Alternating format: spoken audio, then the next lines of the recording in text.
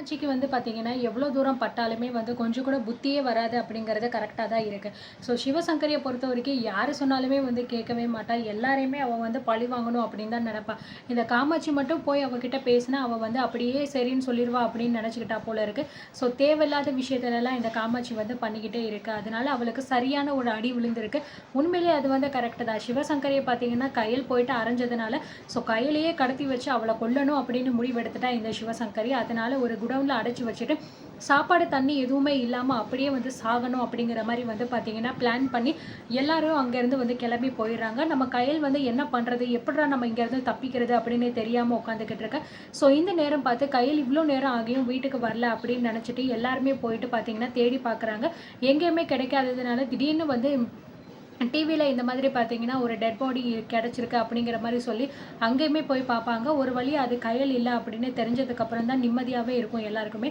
So அப்போ நம்ம காமாட்சி பார்த்தீங்க அப்படின்னா, நான் போயிட்டு இந்த மாரி வந்து சம்மந்தி கிட்ட பேசி பார்க்குறேன் அப்படின்னு சொல்லுவாங்க. அப்போ கூட அன்பு சொல்லுவான், "நீ எதுக்கு அந்த பொம்பளை கிட்டலாம் போய் பேசணும்னு நினைக்கிற? இன்னும் என்ன நீ வந்து சம்மந்தி சம்மதின்னு சொல்லிக்கிட்டு இருக்க? உனக்கெல்லாம் எத்தன தடவ சொன்னாலுமே வந்து புரியாதாம்மா?" அப்படிங்கிற மாரி வந்து நம்ம அன்பு வந்து திட்டுவாரு. "டேய் அன்பு அப்படி இல்லடா. தயவு செஞ்சு நான் சொல்றத புரிஞ்சுக்கோ. அவங்க நம்ம மேல வந்து கோவமா இருப்பாங்கடா. அதனால தான் நான் வந்து அவங்க கிட்ட போய் பேசினா கொஞ்சம் சமாதானம் ஆவாங்கன்னு நினைக்கிறேன்." அப்படின்னு சொல்லும்போது, "யாரு நீ போய் பேசினா அவங்க சமாதானம் ஆயிருவாங்களா? என்னம்மா நீ புரியாம இப்படிலாம் பேசிக்கிட்டு இருக்க?" அப்படின்னு சொல்லும்போது, நம்ம சக்தியுமே வந்து, "ஆமாம்மா, நீங்கலாம் அவங்க கிட்டலாம் போய் பேச வேணாம். ஏற்கனவே நான் அவங்க கிட்ட வந்து பேசினேன். அதுக்கு தான் அவங்க என்னென்ன பண்ணாங்கன்னு பார்த்தீங்களா? இப்போ நீங்க போய் அவங்க கிட்ட என்ன பேச போறீங்க? நீங்க போய் பேசினா மட்டும் அவங்க அப்படியே அத கேட்டுருவாங்கன்னு நீங்க நினைக்கிறீங்களா?" அப்படின்னு கேட்கும்போது, "எனக்கு அதெல்லாம் வந்து தெரியலம்மா. ஆனா கயலுக்காக எனக்கு வந்து ஒரே ஒரு சந்தர்ப்பம் தான் இருக்கு. அவங்க கிட்ட போய் பேசி எடுத்து சொன்னா கண்டிப்பா அவங்க புரிஞ்சுப்பாங்கன்னு நினைக்கிறேன். அவங்களும் ஒரு பிள்ளைய பெத்தவங்க தானே. நிச்சயமா என்னோட இடத்துல இருந்து அவங்க யோசிச்சு பார்ப்பாங்க." அப்படின்னு சொல்றாங்க. ஸோ எவ்வளவோ பேர் என்னதான் சொன்னாலுமே பார்த்தீங்கன்னா, நம்ம காமாட்சி கேட்கவே மாட்டேங்கிறா. "நான் போய் பேசிட்டு வரேன். நீங்க எல்லாருமே வீட்டுக்கு போங்க." அப்படின்னு சொல்லிட்டு பார்த்தீங்கன்னா, எல்லாத்தையுமே அனுப்பி வச்சுடுறாங்க. மூர்த்தி, அன்பு எல்லாருமே வந்து போயிடுறாங்க. இந்த பக்கம் நம்ம சக்தியுமே வந்து போயிடுறாங்க. ஸோ நம்ம காமாட்சி பார்த்தீங்க அப்படின்னா, அப்படியே பெரிய இது மாரி வந்து இந்த சிவசங்கரி வீட்டுக்கு வந்து போறாங்க. சிவசங்கரி வந்து காமாட்சிய பார்த்த உடனேயே வந்து பயங்கரமா வந்து கோவப்படுறாங்க. "ஹேய் நில்லு அங்கேயே!" அப்படின்னு சொல்லிட்டு கத்துறாங்க. "எவ்ளோ தைரியம் இருந்தா என் வீட்டுக்குள்ள வந்து காலடி எடுத்து வச்ச? உன்னெல்லாம் என் வீட்டுக்குள்ள வந்து வர சொன்னது யாருடி? முதல்ல இங்கேருந்து வெளியில போ. இல்லன்னா நான் என்ன பண்ணுவேன்னு எனக்கு தெரியாது." அப்படின்னு சொல்லும்போது, "சம்மந்தி தயவு செஞ்சு நான் சொல்றத கொஞ்சம் கோவப்படாம கேளுங்க சம்மந்தி." அப்படின்னு சொல்லும்போது, "சம்மந்தியா? உனக்கெல்லாம் எத்தன தடவ சொன்னாலும் அறிவே வராதா? ஏன் எதுக்காக எல்லாருமே வந்து கிளம்பி கிளம்பி இங்க வந்து நிக்கிறீங்க? நானே என் புள்ள காணாம போன துக்கத்துல உட்காந்துக்கிட்டு இருக்கேன். ஆளுக்காளுக்கு ஒவ்வொருத்தவங்களா என் வீட்டு படி ஏறி வந்துகிட்டே இருப்பீங்களா? இப்ப நீ வெளியில போறியா? இல்ல உன் கழுத்த பிடிச்சு வெளியில தள்ள சொல்லவா?" அப்படின்னு சிவசங்கரி கோவமா கத்துறாங்க. "நான் சொல்றது கொஞ்சம் பொறுமையா கேளுங்க சம்மந்தி. கயல வந்து காலையிலேருந்து வந்து காணோம்." அப்படிங்கிற மாரி சொல்லும்போது, "என்னது கயல காலையிலேருந்து காணோமா? அதுக்கு எதுக்கு இங்க வந்து நிக்கிற?" அப்படின்னு சொல்லும்போது, "இல்ல சம்மந்தி அது வந்து." அப்படின்னு சொல்லும்போது, "ஓஹோ! உன் பொண்ண நான் ஏதாவது பண்ணியிருப்பேன் அப்படின்னு நினைக்கிறியா?" அப்படின்னு சொல்லி கேட்குறாங்க. "ஐய்யய்யோ! நான் அப்படிலாம் வந்து சொல்லல சம்மந்தி. ஏற்கனவே என் பொண்ணு வந்து மாப்பிள்ளை இல்லாம ரொம்பவே கஷ்டத்துல இருக்கா. பத்தாததுக்கு நீங்க வேற அவள பத்தி ரொம்பவே தப்பு தப்பா பேசி வந்து சோஷியல் மீடியா எல்லாத்துலயுமே போட்டிருக்கீங்க. நீங்க பண்றது உங்களுக்கே கொஞ்சமாவது நியாயமா இருக்கா?" அப்படிங்கிற மாரி கேட்குறாங்க. "என்ன நியாயத்த பத்தி நீ பேச வந்துட்டியா? நீயும் சரி, உன் குடும்பத்துல உள்ளவங்களும் சரி, எப்பேர்ப்பட்டவங்க, என்னென்ன வேல பார்ப்பீங்க அப்படின்னு எனக்கு என்ன தெரியாதுன்னு நெனச்சுக்கிட்டு இருக்கியா? ஒரு பணக்கார பையனா பார்த்து வழிச்சு போட்டு உன் பொண்ணு கல்யாணம் பண்ணிட்டால. அதுவும் நான் எவ்வளோ தூரம் கஷ்டப்பட்டு, ஆசைப்பட்டு என் பையன நான் வளர்த்தேன். ஒரே நாள்ல வந்து என் பையன என்கிட்ட இருந்து பிரிச்சு அவ கூட்டிட்டு போயிட்டா. இப்போ என் பையன ஒட்டுமொத்தமா வந்து காணோம். அதுக்கெல்லாம் காரணம் நீங்க தானே.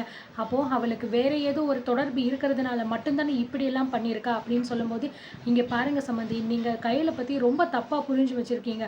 உங்களுக்கு கயல புடிக்கல அப்படிங்கிற ஒரே காரணத்தினால இப்படிலாம் நீங்க பேசுறது ரொம்பவே தப்பு." அப்படின்னு சொல்லும்போது, "இங்க பாரு, அந்த தேவையில்லாத விளக்கத்த எதையுமே நான் கேட்குற மாரியெல்லாம் கிடையாது. முதல்ல இங்கேருந்து வெளியில போறியா? இல்ல கழுத்த பிடிச்சு வெளியில தள்ளவா?" அப்படின்னு சொல்லிட்டு சொல்றாங்க. ஸோ தீபிகா வந்து சொல்றாங்க, "இங்க பாருங்க, தேவையில்லாம பிரச்சனை பண்ணாம இங்க போயிருங்க. ஏற்கனவே ஆன்டி ரொம்பவே கோவத்துல இருக்காங்க. என்ன ஆளுக்காளுக்கு வந்துட்டு நீங்க பஞ்சாயத்து பண்ணிட்டே இருப்பீங்க.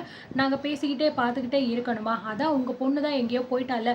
வேணும்னா நல்லா விசாரிச்சு பாருங்க. அந்த கௌதம் டாக்டர் கூட எங்கேயோ ஓடி போயிருப்பா. இல்ல ஏதாவது கெஸ்ட் ஹவுஸ்லலாம் இருப்பா." அப்படின்னு சொன்னோனே பயங்கரமா நம்ம காமாட்சிக்கு வந்து கோபம் வந்துடுது. "ஏய்!" அப்படின்னு சொல்லிட்டு பார்த்தீங்கன்னா, அப்படியே கண்ணெல்லாம் வந்து பெருசு பண்றாங்க. "என் பொண்ண பத்தி ஏதாவது ஒரு வார்த்தை தப்பா பேசுன, அவ்வளோதான் பார்த்துக்கோ உனக்கு." அப்படிங்கிற மாரி சொல்றாங்க.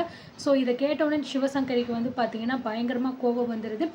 என்ன என் வீட்டுக்குள்ளே வந்துட்டு என் மருமகளே நீ கையை நீட்டி மிரட்டுறியா? உனக்கு எவ்வளோ தைரியம் இருக்கும் அப்படின்னு சொல்லும்போது, உங்கள் இஷ்டத்துக்கு நீங்கள் தப்பு தப்பாக என் பொண்ணை பற்றி பேசிக்கிட்டு இருக்கீங்க.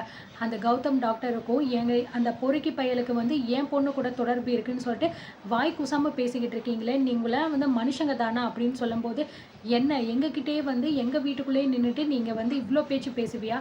அதை நான் பார்த்துட்டே இருக்கணுமா அப்படின்னு சொல்லிட்டு சொல்கிறாங்க. இங்கே பாருங்க, நான் இப்போ கூட உங்களுக்கு மரியாதை கொடுத்து தான் வந்து பேசிக்கிட்டு இருக்கேன். ஆனால் நீங்கள் பேசுகிறது எதுவுமே வந்து சரியில்லை. எனக்கு என்னமோ உங்கள் மேலே தான் சந்தேகம் இருக்குது. என் பொண்ணு கையில் நீங்கள் தான் ஏதோ பண்ணிட்டீங்கன்னு நான் நினைக்கிறேன். ஒழுங்காக என் பொண்ணு எங்கே இருக்கா, அவளுக்கு என்ன ஆச்சு அப்படிங்கிறது என்கிட்ட சொல்லிடுங்க. அப்படி இல்லை அப்படின்னு நான் மனுஷியாகவே இருக்க மாட்டேன் அப்படின்னு சொல்கிறாங்க. ஓ, மனுஷியா இல்லைன்னா அப்போ வேற என்னவா மாறிட போகிறேன்? இங்கே பாரு, நான் சொல்கிறதுக்குள்ளேயே ஒழுங்காக இங்கேருந்து கிளம்பிட்டேன்னு வச்சுக்கோமே, உனக்கு நல்லது. இல்லை அப்படின்னா ஒட்டுமொத்தமாக ஒருத்தரை கூட நான் சும்மா விட்டு வைக்க மாட்டேன். எல்லாரையும் பிடிச்சி ஜெயிலில் தூக்கி போட்டுருவேன் பார்த்துக்கோங்க அப்படின்னு சொல்கிறாங்க. நீங்கள் என்ன வேணாலும் பண்ணுவீங்க, நாங்கள் பொறுத்து பொறுத்து போய்கிட்டே இருக்கணுமா? எனக்கு என் பொண்ணு வேணும், என் பொண்ணு எனக்கு வந்தே ஆகணும் அப்படின்னு சொல்லிட்டு பார்த்தீங்கன்னா காமாட்சி சொல்கிறாங்க. இப்போ நீ வெளியில் போறியா இல்லையா அப்படின்னு சொல்லிட்டு பார்த்தீங்கன்னா நம்ம தீபிகா வந்து காமாட்சியை பிடிச்சி பார்த்தீங்கன்னா தள்ளி விடுறாங்க. ஸோ தள்ளி விட்டதில் போயிட்டு டக்குன்னு வந்து பார்த்தீங்கன்னா அவங்களுக்கு தலையில் வந்து அடிபட்டு ரத்தம் வர ஆரம்பிச்சிருது. ஸோ கீழே விழுந்த உடனே பார்த்தீங்க அப்படின்னா நம்ம சிவசங்கரி அதை கூட கொஞ்சம் கூட கண்டுக்கவே மாட்டேங்கிறா. என் பொண்ணை காணோம் அப்படின்னு சொல்லிட்டு நியாயம் கேட்டு வந்தால் என்னை அடித்து நீங்கள் கீழே தள்ளி விடுறீங்களா? உங்களெல்லாம் நான் சும்மாவே விட மாட்டேன் அப்படின்னு சொல்லிட்டு சொல்கிறா. ஏய், என்ன நீ கீழே விழுந்து கூட உனக்கு வந்து திமிரு அடங்கலையா? உன்னால் என்ன முடியுமோ அதை போய் நீ வந்து பார்த்துக்கோ. இங்கே நின்று இப்படி இல்லை சவுடால் பேசிக்கிட்டு இருந்தா அவ்வளோதான், உனக்கு மரியாதையே கிடையாது. ஒழுங்கு மரியாதையை இந்த இடத்த விட்டு வெளியில் போடி அப்படின்னு சொல்லிட்டு பார்த்தீங்கன்னா காமாட்சியை பார்த்து வந்து கத்துறாங்க.